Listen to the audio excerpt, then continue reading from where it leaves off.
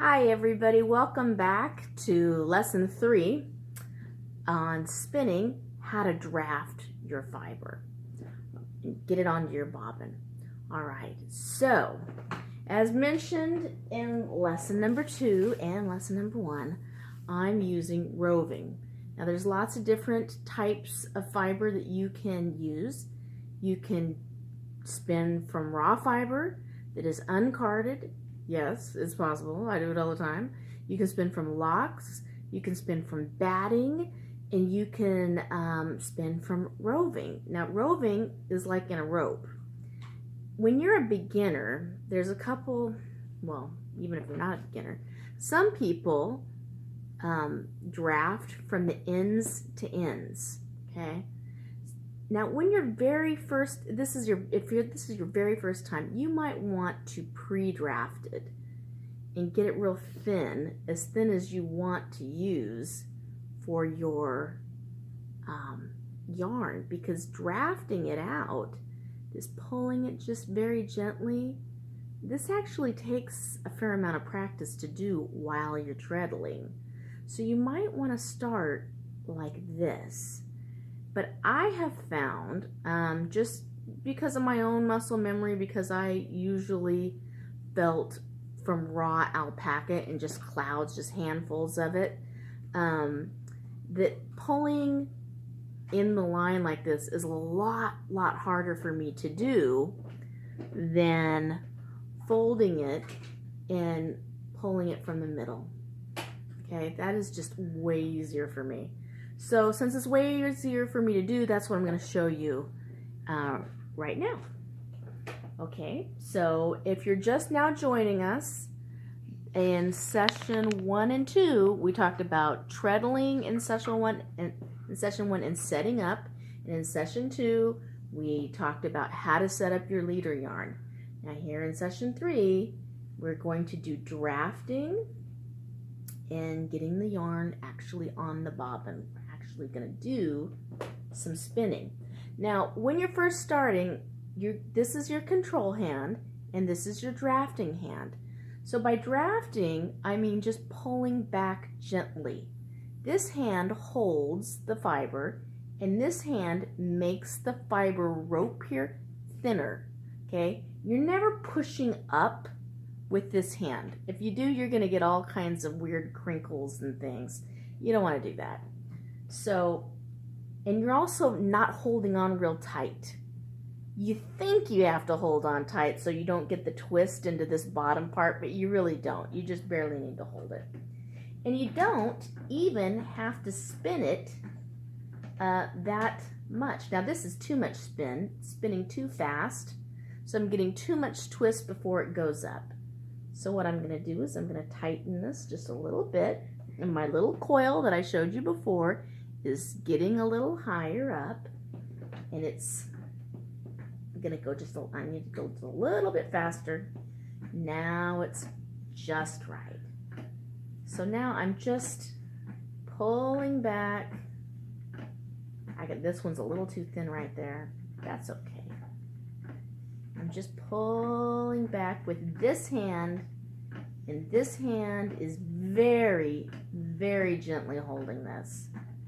I'm not really resisting it so much, and my hand is moving up every now and then, but I am not pushing up. I'm just sort of getting closer to just moving closer to the hole. Now there's this long draw that people do, and they start way back here, and then they kind of draft it all out, and then they let it go up, and then they start again from the top, and then they just long draft it out. Well, see, once you have your draft, it's not that difficult. Now, what some people do in the beginning is they over twist their fiber, and when you over twist it, it becomes real crinkly. Now watch, we're gonna test this. And I'm going to show you when we do this. You see how it's, well, you can't really, I'm going to have to zoom you in.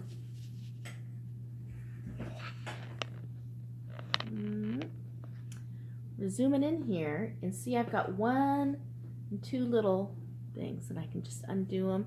And so I have a nice bounce to it, but not that much. So when you look at my fiber over here on the bobbin, it's pretty smooth up here. But if you were to over twist it, you would get a whole bunch of curliness. So let me just show you. Well, actually, I don't want to show you because this is going to be my mom's yarn. If you were to overspin it right there, you would get some curliness right there, and it would just start to coil up on you, and it would get kind of stuck in there. That is not what we want. Okay, we're just going to draft and go, draft and go. Now, every now and then, you're going to stop and you're going to look at your hooks and your bobbin, and you're going to say, oh, well, I'm filling up that one section, but it needs to spread out. So maybe start from back here, and then every now and then you'll need to stop and you'll need to go. Now this is presuming that you already know how to treadle and you can keep it at a steady pace. Don't let my wheel bug you. My wheel kind of bonks. I've messed with it so many times. It's because when I set it up first, I didn't set it up correctly on the posts, and I've tinkered with it a lot of times. But these posts have a certain way that they actually are supposed to face, and I faced it originally the wrong way. And then there's some little knobs down here where you can tighten them. Every now and then I used to pick up my wheel and carry it by the post. Don't do that. Pick it up. If you've got to pick it up from that middle. If you've got a Kromski Prelude, like I do, pick it up from this part. Don't pick it up from here, because when you pick it up from here, if you didn't get it super tight down on this nut down here, or this isn't the nut, but there's some controls down there, some bolts that tighten it. If you didn't do that very tight, then it kind of wiggles a little bit, and it's always going to shake. But it is what it is. So you have to kind of watch your setup video on how to get this in the center, and this will always be in the center. But if it's not completely centered, it'll kind of wobble a little bit, but it'll still work. Now, the last thing I want to tell you in this one little lesson here is to always oil your wheel. Oil it before you start any project, okay? And you might even need to oil it more than once, even during your project. Where are you going to oil it? You're going to oil it right here in these leathers. You're going to oil it in your other, I better back up a little bit so you can see. That's close. Oil it over here on that leather, and then oil it right here on this post and here on this post. You got to keep it oiled. If you don't, you're going to have a really hard time. It's just not going to want to spin, and you'll be like, why am I having such a hard time? Because you need to oil it. That's why. Now, it came with some oil, which I promptly lost. And then I used little tiny samples of gun lubricant. That was awesome. It was free, and they came in these teensy tiny tubes, and they worked phenomenally. So I went back to the gun store, and they closed. So I couldn't get their little samples, so I went to Walmart, and I got just this other gun lube, and it works really well, but it doesn't have a cute little tiny spout, so I have to be very cautious when I lube it up. But you know, you're supposed, when you buy your wheel, they'll tell you, hey, by the way, don't just use anything to oil your wheel with, because you don't want it to get rancid, and you don't want it to be sticky, and you never really want to ever use D40 or anything like that, because that'll just be a magnet for dust. And guess what? If you're doing alpaca, you're going to get a lot of dust. So I hope that helps you. I hope that really it's just practice. It's just practice for drafting. And if you started out with your spindling, you are going to be really good at drafting. Okay?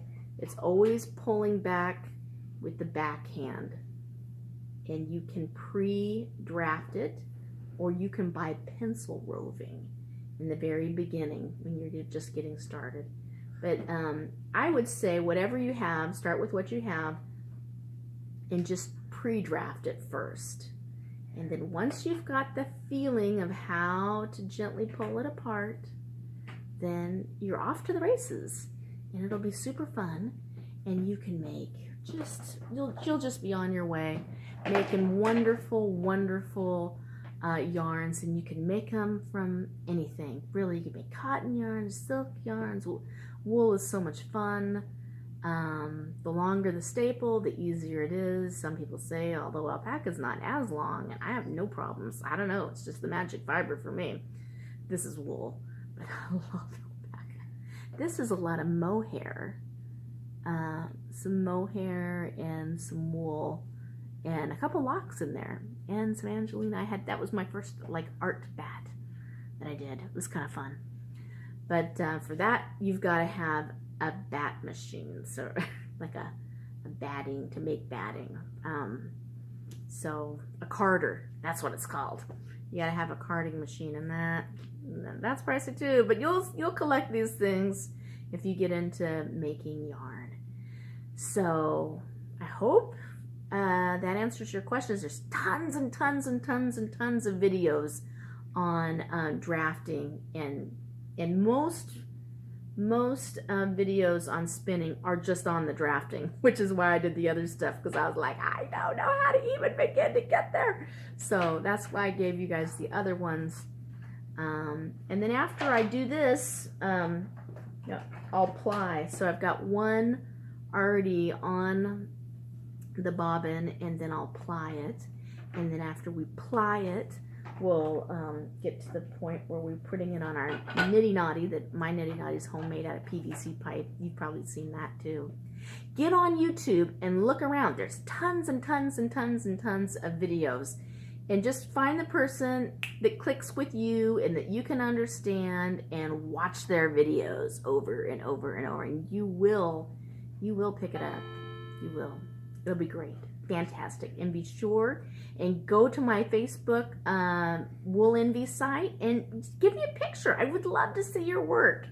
Always save your first yarn, because it'll be really amazing to see your first yarn and then your yarn as you progress, because it'll really change and it'll really be fantastic.